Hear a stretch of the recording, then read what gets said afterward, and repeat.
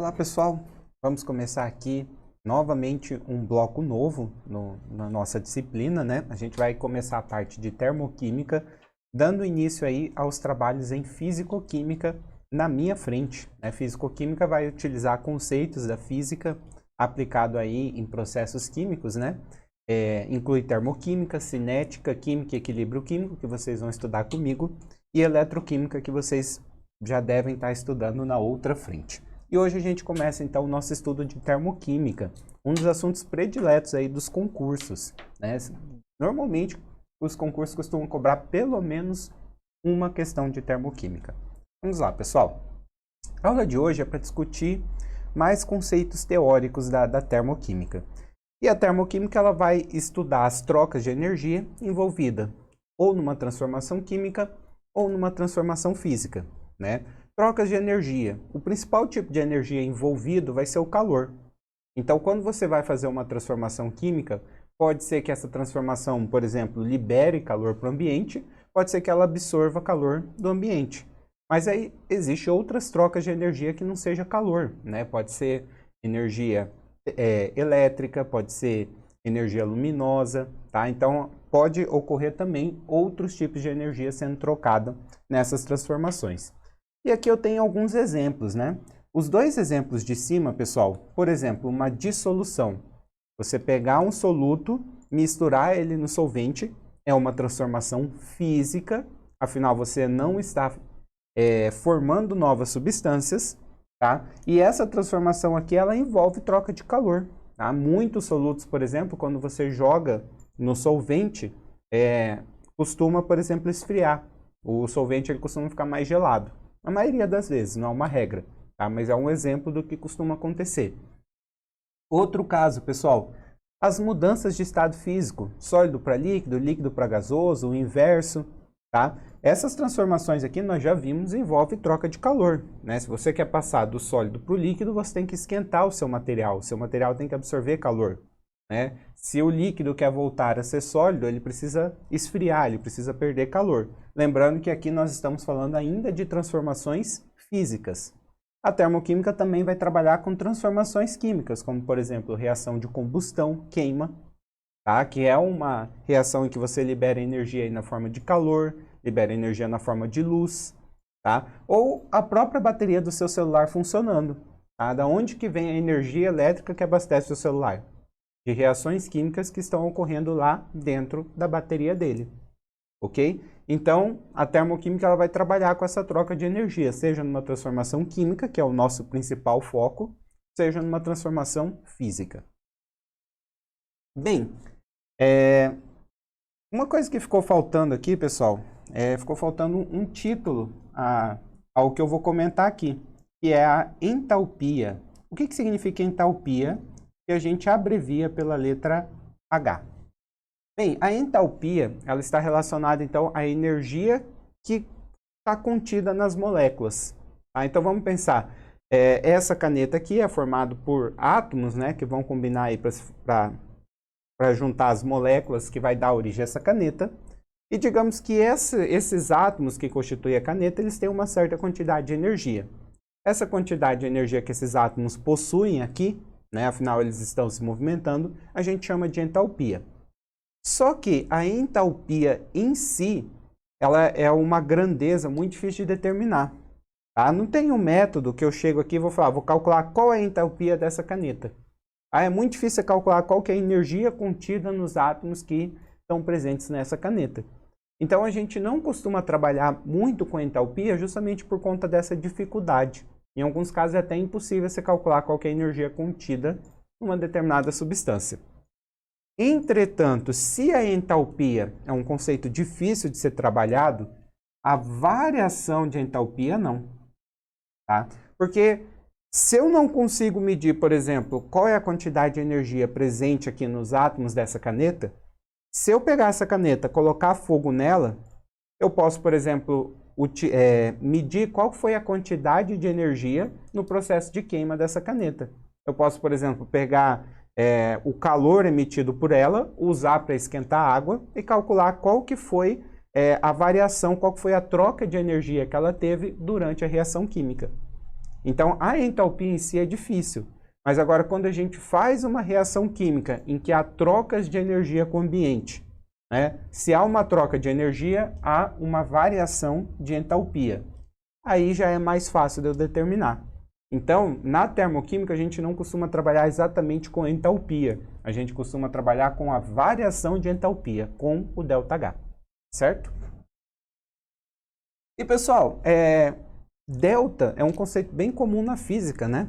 A gente coloca delta quando a gente quer colocar a variação.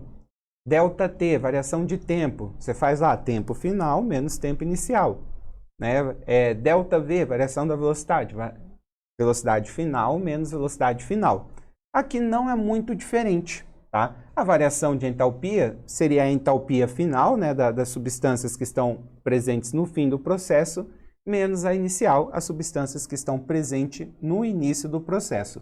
Lembrando, quando a gente faz uma reação química, né, nós temos o quê? Os reagentes se transformando em produtos.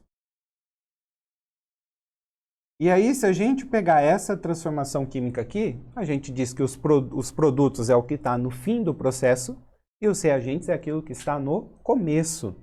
Tá? Então, a fórmula que a gente mais usa para entalpia é essa que eu coloquei aqui de azul. Tá? A variação de entalpia é a entalpia dos produtos menos a dos reagentes.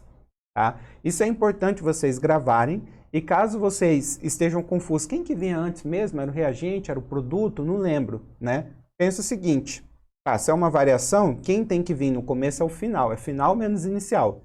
Final é o produto, inicial é o reagente.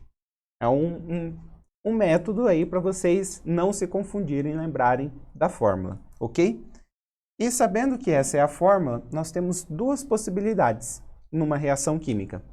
Primeira possibilidade, pessoal, é a entalpia dos produtos ser maior que os reagentes. Tá? Então, se o primeiro valor é maior que o segundo, tá? Primeira conclusão que a gente pode tirar, isso vai resultar num valor positivo, né? Um número menos o outro. Se o primeiro número é maior do que o segundo, né? Isso vai resultar numa conta positiva. E eu também poderia expressar isso em termos de um diagrama, uma espécie de um gráfico. Como que funciona o diagrama? Eu vou colocar aqui no meu diagrama, pessoal, no eixo vertical, a quantidade de energia, a quantidade de entalpia, tá? E vai ser um diagrama porque ele não vai ter o eixo horizontal, tá? Mas, bem, esse eixo vertical, quanto mais para cima, maior o valor de entalpia. Como nesse caso aqui, a gente sabe que a entalpia dos produtos é maior que dos reagentes, a gente vai colocar num patamar em cima os produtos. Então, aqui em cima nós temos os produtos. E no patamar abaixo, nós iremos colocar os reagentes.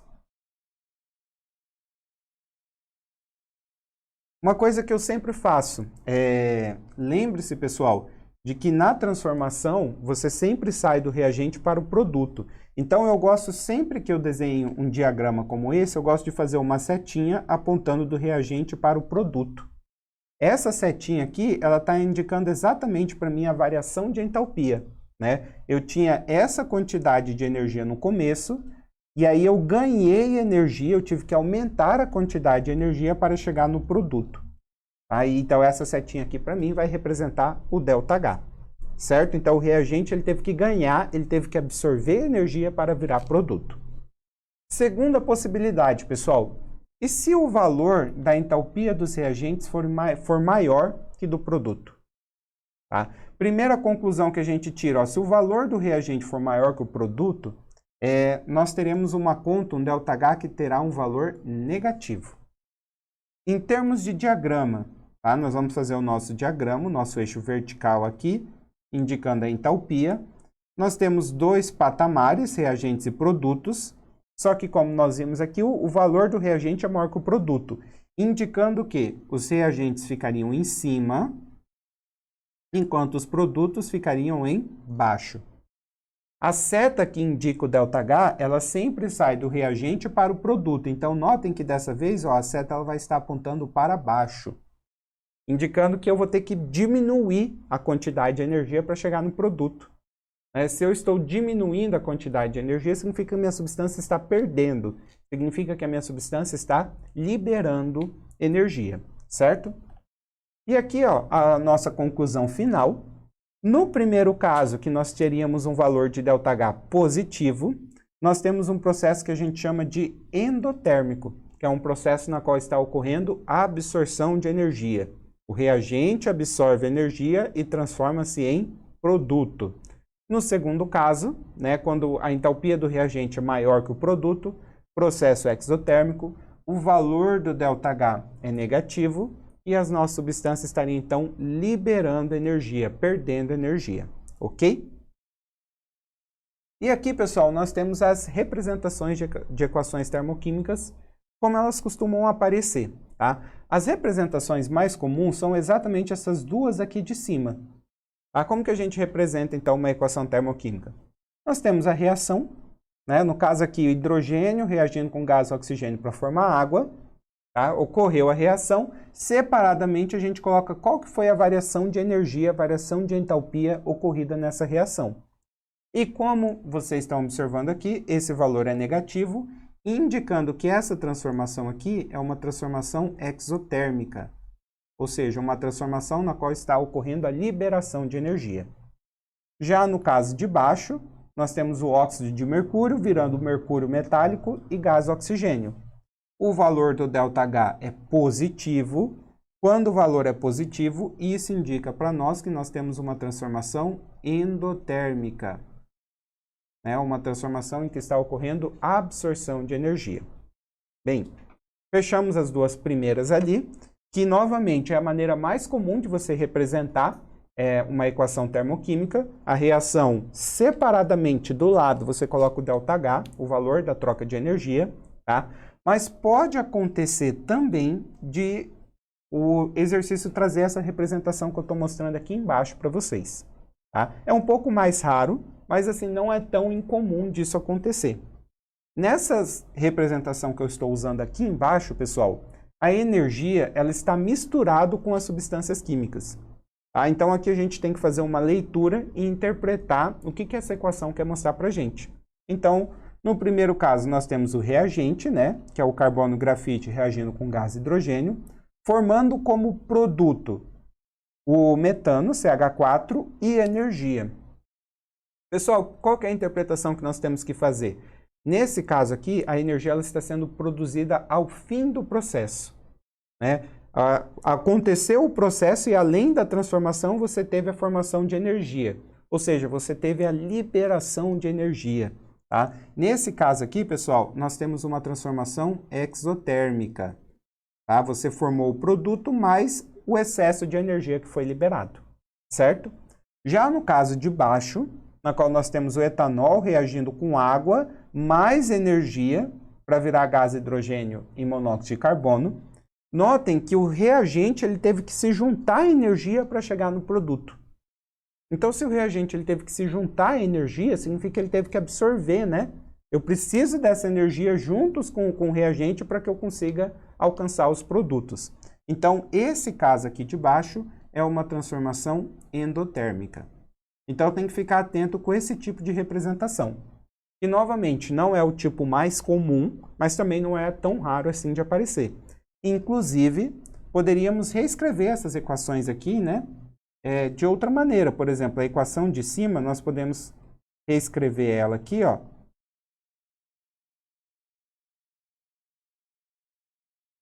da maneira mais comum. E qual seria a maneira mais comum? Você separa o ΔH da reação.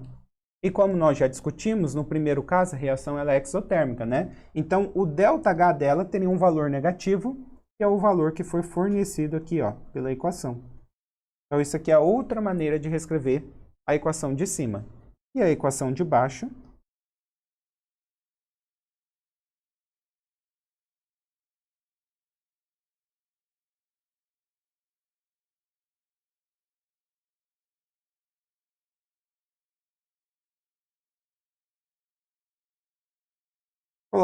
Escrevi a equação, coloco o ΔH. Lembrando, a gente concluiu que é positivo, então nós iremos colocar o ΔH aqui como o valor que for fornecido, só que o valor positivo.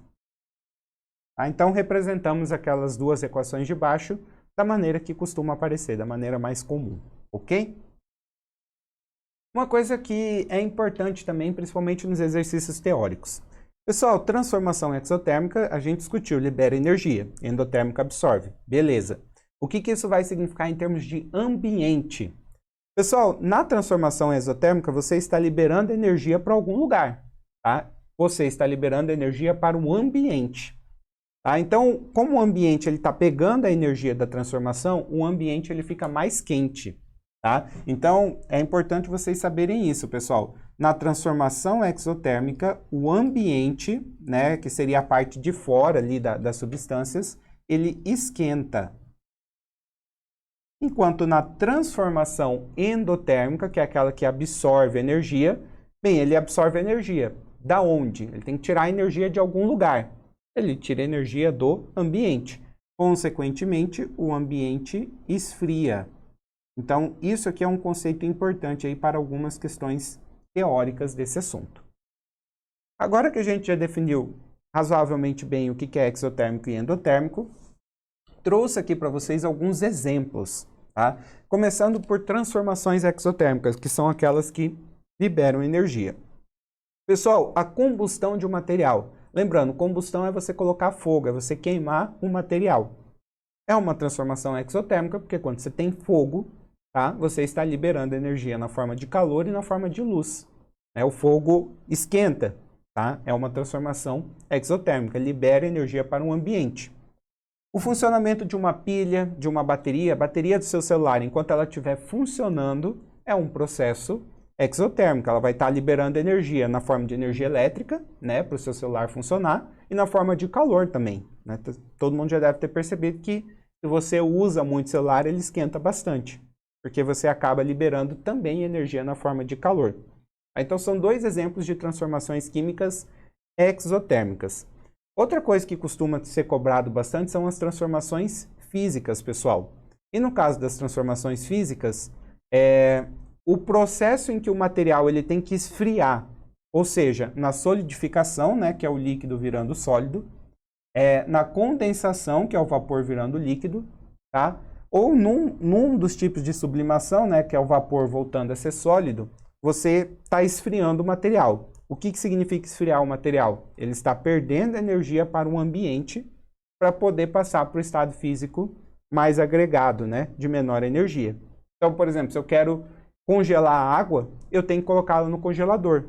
Por quê?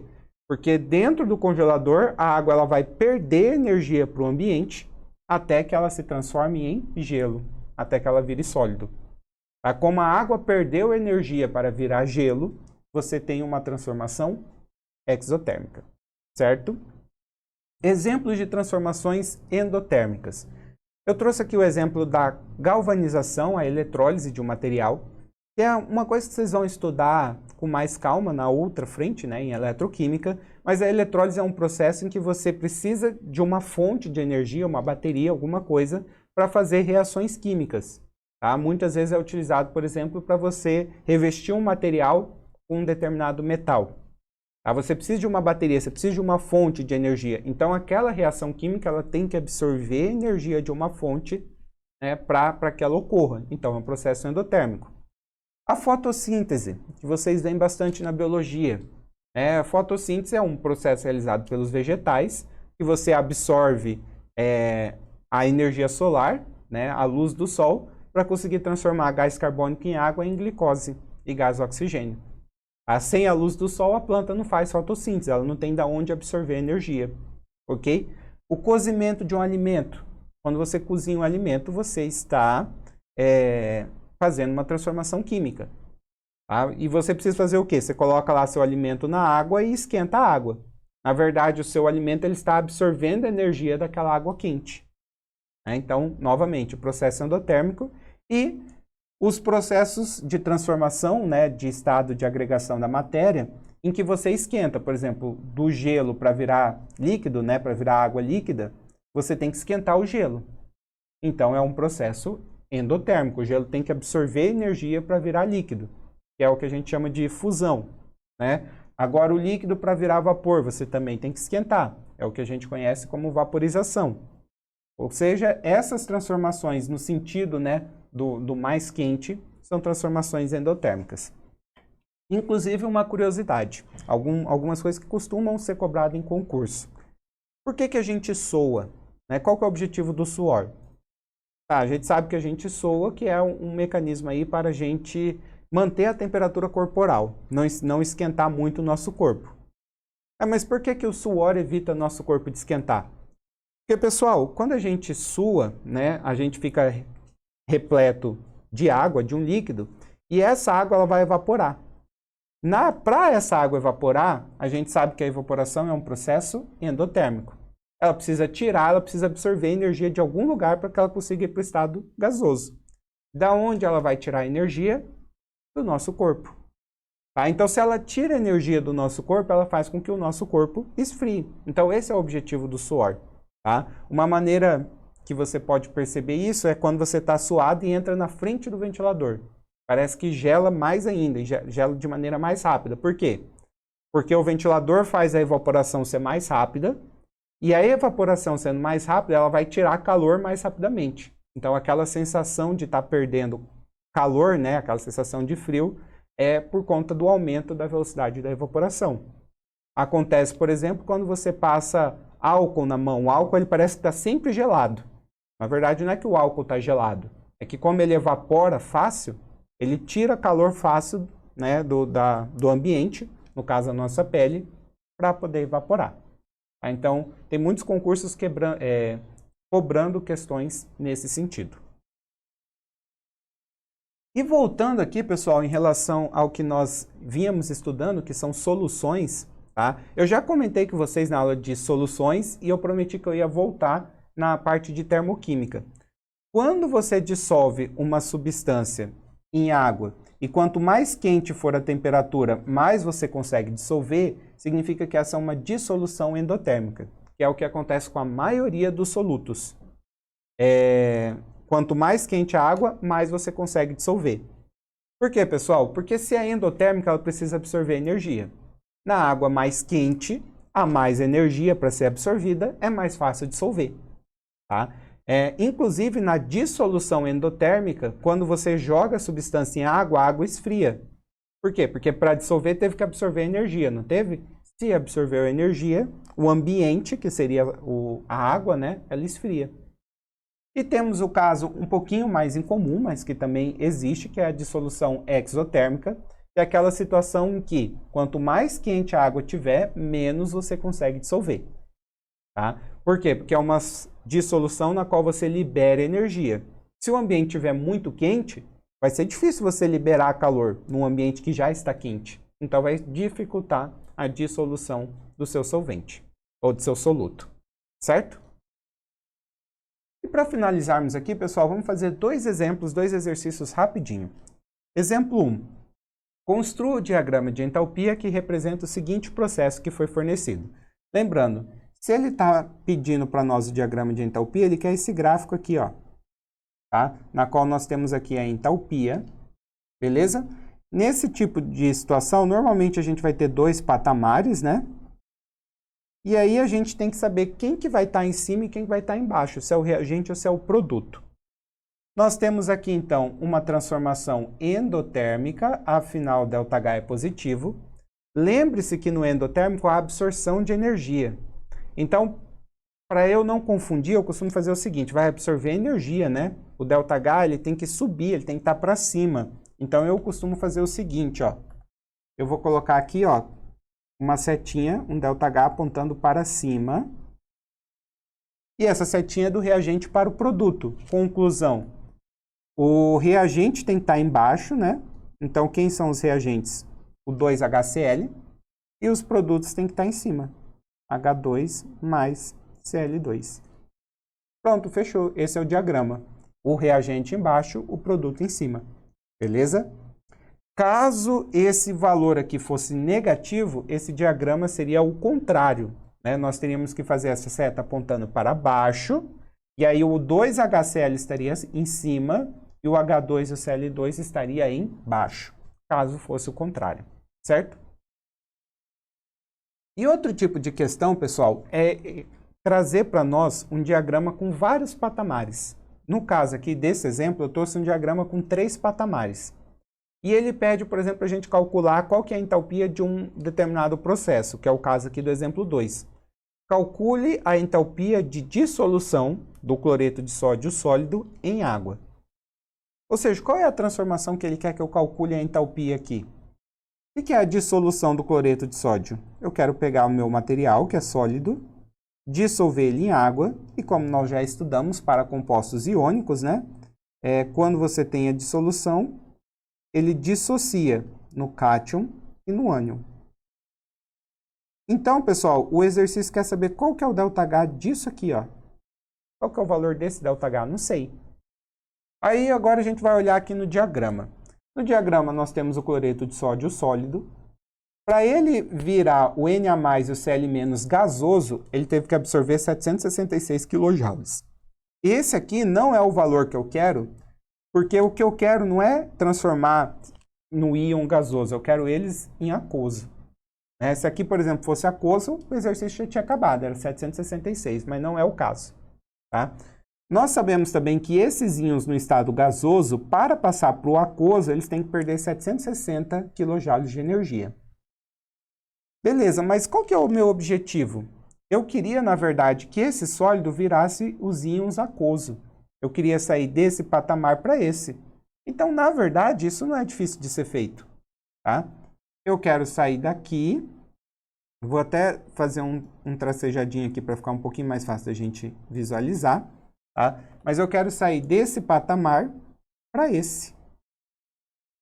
Então, o ΔH da reação que eu quero calcular é essa setinha roxa aqui, ó. Sem fazer nenhum tipo de conta, eu já posso dizer que é positivo. Por que eu posso dizer que é positivo? Afinal, eu estou saindo do reagente, do sólido, e eu tenho que subir para chegar no produto. Tá? Então, eu já sei que é positivo. Vamos até colocar aqui, ó.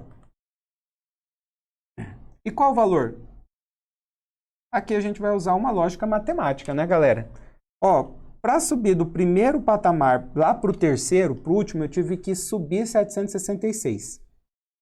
Para sair do terceiro e voltar para o segundo, para o patamar do meio, eu tive que descer 760. Ó, do primeiro para o terceiro eu subi 766. Do terceiro para voltar para o segundo foi 760 que eu desci. Né? Qual que é a diferença? É só fazer a diferença, pessoal. Qual que é a diferença entre 766 que eu subi e 760 que eu desci? A diferença é 6. Tá? E aí a unidade de medida, quilojoules por mol. Então, o ΔH dessa transformação é 6 kJ por mol. Certo? E aí, fechamos, então, nossa aula.